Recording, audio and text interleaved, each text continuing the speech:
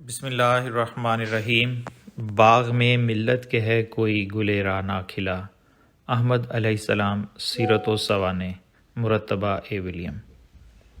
حضرت مسیح موعود علیہ السلام کے والد ماجد رحمہ اللہ کا عزم و ہمت۔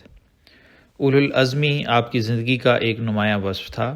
آپ کی ساری زندگی اسی عزم و ہمت اور عالی حوصلگی سے عبارت تھی، جس کی ایک نمایاں مثال قادیان کی ریاست کی واپسی کے لیے مسلسل تگ و دو میں آپ کا مصروف رہنا تھا۔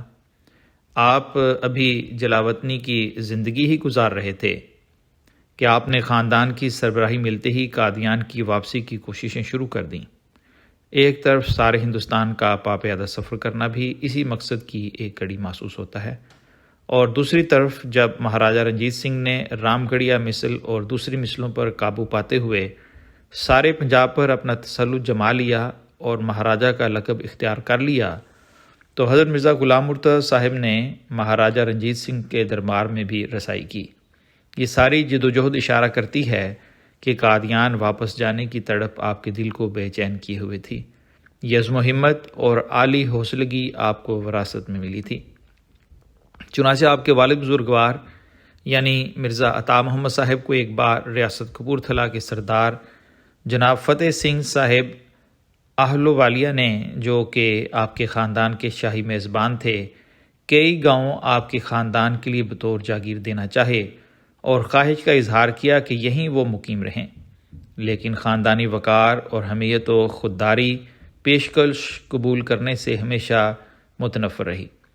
حضرت صاحبزادہ مرزا بشیر الدین محمود احمد صاحب خلیفۃ المسیح ثانی رضی اللہ عنہ اس واقعے کا ذکر کرتے ہوئے فرماتے ہیں، راجہ فتح سنگھ نے مرزا عطا محمد صاحب کو 2 گاؤں کی پیشکش کی، لیکن انہوں نے صاف انکار کرتے ہوئے کہا، اگر ہم نے یہ گاؤں لے لیے تو پھر ہم یہیں رہ پڑیں گے اور اس طرح اولاد کی ہمت پست ہو جائے گی اور اپنی خاندانی روایات قائم رکھنے کا خیال اس کے دل سے جاتا رہے گا۔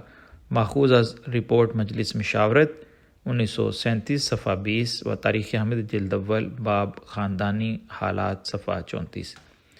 یہ وہ جوہر تھا جو اس عظیم باپ نے اپنے اس عظیم بیٹے کے قلب و ذہن میں پیدا کیا۔ انہی اعلیٰ اوصاف کو لے کر یہ بیٹا جوان ہوا اور واقعی وہ پست ہمت نہ ہوا اور اپنی جائیداد کو واپس لینے کی لگن دل میں ہمیشہ موزن رہی، بلکہ اپنی زندگی کے آخری سانسوں تک یہ لو سینے میں جلتی رہی۔ ہر چند کے عدالتوں کے فیصلوں نے بظاہر سارے امکان معدوم کر دیے، لیکن امیدوں کا ایک چراغ تھا جو ایک جگہ جلتا رہا اور بجھنے نہ پایا۔ نہ اس کی لو کم ہوئی اور وہ اس ایک بیٹے کا دل تھا، مرزا غلام مرتضیٰ صاحب کا دل۔ بہرحال قادیان کی ہجرت کے بعد ریاست بیگوال میں قیام کے دوران انہوں نے قادیان کو پانے کی تگ و دو جاری رکھی، یہاں تک کہ جب مہاراجہ رنجیت سنگھ تک یہ حالات و واقعات پہنچے یا پہنچائے گئے کہ قادیان کا یہ معزز خاندان اپنی ریاست سے جلاوطن ہو کر بیگوال میں پناہ گزین ہے، تو اس نے حضرت مرزا غلام مرتضیٰ صاحب کو اپنے دربار میں اعزاز کے ساتھ بلایا اور قادیان اور اس کے ساتھ کچھ گاؤں واپس کر دیے۔ سر لیپل گریفن اپنی کتاب پنجاب چیفز میں لکھتے ہیں، Ranjit Singh who had taken possession of all the lands of the Ramgarhia misl invited Ghulam Murtaza to return to Qadian and restored to him a large portion of his ancestral estates. The Punjab chiefs volume 2 page 41۔ یعنی رنجیت سنگھ جو کہ رام گڑھیا مثل کے تمام علاقے پر قابض ہو چکا تھا، اس نے غلام مرتضیٰ کو قادیان واپس لوٹانے کا عندیہ دیا اور اس کی جدی ریاست کے ایک بڑے حصے کو بحال کر دیا۔ حاشیہ: سر لیپل گریفن جو اس کتاب کے مصنف تھے، یہ ایک اعلیٰ انتظامی عہدیدار تھے اور ترقی کرتے کرتے نمایاں مقام پایا، لیکن حیرت ہے کہ یہاں انہوں نے جو بات لکھی ہے وہ تاریخی حقائق کے سراسر منافی ہے۔ وہ لکھتے ہیں کہ restored to him a large portion of his ancestral states۔ حالانکہ یہ تو بٹالے کا پٹواری بھی جانتا تھا کہ حضرت مرزا صاحب کے آباء و اجداد کی ریاست کئی سو دیہات پر مشتمل تھی، اور سکھوں کے زمانے تک بھی 85 گاؤں جو کہ اصل میں کم ہوتے ہوتے رہ گئی تھی، اور رنجیت سنگھ نے جب قادیان کی بستی واپس کی تو صرف 5 گاؤں واپس کیے۔ اب ان 5 گاؤں کو لارج پورشن لکھنا ایک حیرت انگیز بات ہے، معلوم ہوتا ہے کہ یہاں مصنف سے صحب ہوا ہے۔ حضرت اقدس علیہ السلام نے اس واپس ملنے والی جاگیر کو ایک قطرہ بلکہ اس سے بھی کم بیان فرمایا ہے۔ چنانچہ آپ اس کا ذکر کرتے ہوئے فرماتے ہیں، ترجمہ، پھر اللہ تعالیٰ نے دولت برطانیہ کے عہد میں بعض گاؤں واپس لوٹا دیے، اور یوں اس ضائع شدہ ملوکیت کے سمندر میں سے گویا ایک قطرہ یا اس سے بھی کم انہوں نے پا لیا۔ ایک اور جگہ حضرت بانی سلسلہ احمدی اس جائیداد کی واپسی کی تفصیلات بیان کرتے ہوئے فرماتے ہیں، پھر انگریزی سلطنت کے عہد سے کچھ عرصہ پہلے، یعنی ان دنوں میں جب کہ رنجیت سنگھ کا عام تسلط پنجاب پر ہو گیا تھا، اس عاجز کے والد صاحب یعنی مرزا غلام مرتضیٰ صاحب مرحوم دوبارہ اس قصبے میں آ کر آباد ہوئے۔ ازالوہام، روحانی خزائن، جلد 3، صفحہ 165، حاشیہ۔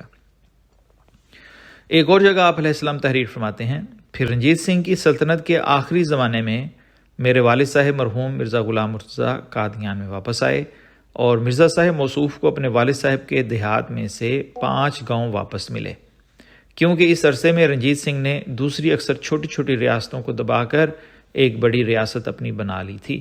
سو ہمارے تمام دیہات بھی رنجیت سنگھ کے قبضے میں آ گئے تھے، اور لاہور سے لے کر پشاور تک اور دوسری طرف لدھیانہ تک اس کی ملکداری کا سلسلہ پھیل گیا تھا۔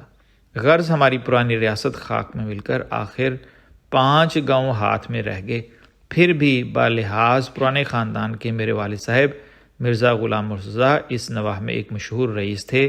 گورنر جنرل کے دربار میں بزمرہ کرسی نشین رئیسوں کے ہمیشہ بلائے جاتے تھے۔ کتاب البریہ، روحانی خزائن، جلد 13، صفحہ 175، 176، حاشیہ۔ حضرت صاحبزادہ مرزا بشیر احمد صاحب رضی اللہ عنہ اپنی تصنیف سیرت المہدی میں بیان فرماتے ہیں، رام گڑھی سکھوں کے زمانے میں ہمارے خاندان کو بہت مصائب دیکھنے پڑے اور سخت تباہی آئی، لیکن پھر راجہ رنجیت سنگھ کی حکومت کے عہد میں ہماری جاگیر کا کچھ حصہ ہمارے آباء کو واپس مل گیا تھا۔ سیرت المہدی، جلد اول، روایت نمبر 44۔ لیکن یہ چند گاؤں یعنی 5 گاؤں ان کئی 100 گاؤں کے مقابل پر کچھ بھی حیثیت نہ رکھتے تھے، اس لیے آپ رحم اللہ کے دل میں مسلسل یہ لگن تھی کہ یہ کھوئی ہوئی ریاست واپس لے کر رہیں گے۔ چنانچہ اس کے لیے جب تک سکھ حکومت رہی تو آپ نے یہاں اپنی کوششیں جاری رکھیں، اور جب سکھ حکومت ختم ہو گئی اور انگریزوں کا تسلط ہو گیا اور آپ کی یہ جاگیر جو 5 گاؤں پر مشتمل تھی وہ بھی ضبط کر لی گئی، تو آپ نے اس وقت کی انگریز حکومت کی عدالت کے دروازے پر دستک دی، اور اس جائیداد کو پانے کے لیے مقدمات کا ایسا سلسلہ شروع ہوا کہ آپ کو اپنی زندگی بھر اس میں ناکامی کا ہی سامنا کرنا پڑا۔ آپ نے اپنی تمام تر جمع پونجی ان مقدمات میں صرف کر دی، حالانکہ جتنا روپیہ ان مقدمات میں صرف ہوا اس رقم سے موجودہ جائیداد سے 100 گنا زیادہ جائیداد بنائی جا سکتی تھی۔ ان مقدمات کا ذکر کرتے ہوئے حضرت صاحبزادہ مرزا بشیر احمد صاحب رضی اللہ عنہ بیان فرماتے ہیں، بیان کیا مجھ سے حضرت والدہ صاحبہ نے کہ تمہارے دادا نے قادیان کی جائیداد پر حقوق مالکانہ برقرار رکھوانے کے لیے شروع میں بہت مقدمات کیے، اور جتنا کشمیر کی ملازمت میں اور اس کے بعد روپیہ جمع کیا تھا اور وہ قریباً 1 لاکھ تھا، سب ان مقدمات پر صرف کر دیا۔ والدہ صاحبہ نے بیان کیا کہ حضرت صاحب فرماتے تھے کہ اس زمانے میں اتنے روپے سے 100 گنے بڑی جائیداد خریدی جا سکتی تھی۔ خاکسار عرض کرتا ہے کہ دادا صاحب کو یہ خیال تھا کہ خواہ کچھ ہو قادیان اور علاقے کے پرانے جدی حقوق ہاتھ سے نہ جائیں، اور ہم نے سنا ہے کہ دادا صاحب کہا کرتے تھے کہ قادیان کی ملکیت مجھے ایک ریاست سے اچھی ہے۔ نیز خاکسار عرض کرتا ہے کہ قادیان ہمارے بزرگوں کا آباد کیا ہوا ہے جو آخر عہد بابری میں ہندوستان آئے تھے۔ قادیان اور کئی میل تک اس کے ارد گرد کے دیہات ہمارے آباء کے پاس بطور ریاست یا جاگیر کے تھے۔ رام گڑھی سکھوں کے زمانے میں ہمارے خاندان کو بہت مصائب دیکھنے پڑے اور سخت تباہی آئی، لیکن پھر راجہ رنجیت سنگھ کی حکومت کے عہد میں ہماری جاگیر کا کچھ حصہ ہمارے آباء کو واپس مل گیا تھا، لیکن پھر ابتدا سلطنت انگریزی میں پچھلے کئی حقوق ضبط ہو گئے، اور کئی مقدمات کے بعد جن پر دادا صاحب کا زر کثیر صرف ہوا، صرف قادیان اور اس کے اندر مشمولہ 2 دیہات پر محقوق مالکانہ اور قادیان کے قریب کے 3 دیہات پر حقوق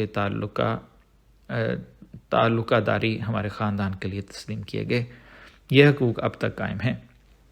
اس روایت میں جو خاکسار کی طرف سے یہ فکرہ درج ہوا ہے کہ قادیان اور اس کے اندر مشمولہ 2 دیہات پر حقوق مالکانہ تسلیم کیے گئے، یہ درست نہیں ہے، بلکہ صاحب قلم سے یہ الفاظ درج ہو گئے ہیں، کیونکہ حق یہ ہے کہ قادیان کے مشمولہ 2 گاؤں جن کا نام قادر آباد اور احمد آباد ہے، وہ دونوں دادا صاحب نے سلطنت انگریزی کے قیام کے بعد آباد کیے تھے۔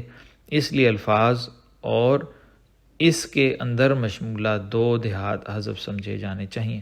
سیرت المہدی جلد اول، روایت نمبر 44۔ قادیان اور اس کے ساتھ 5 گاؤں جو رنجیت سنگھ نے واپس کیے، وہ انگریزوں نے اس خاندان کی وفاداری کی سزا کے طور پر دوبارہ ضبط کر لیے اور اس کی جگہ پورے خاندان کی پینشن 700 روپے سالانہ مقرر کر دی تھی، جو حضرت مرزا غلام رضا صاحب کی وفات پر کم ہو کر 180 روپے رہ گئی اور صاحبزادہ مرزا غلام قادر صاحب کی وفات پر بالکل ہی بند ہو گئی۔ تفصیل کے لیے ملاحظہ ہو سیرت المہدی روایت نمبر 48۔ باقی آئندہ۔ روزنامہ الفضل انٹرنیشنل، بروز ہفتہ، 9 ستمبر 2023۔ آواز رضوان احمد افسر۔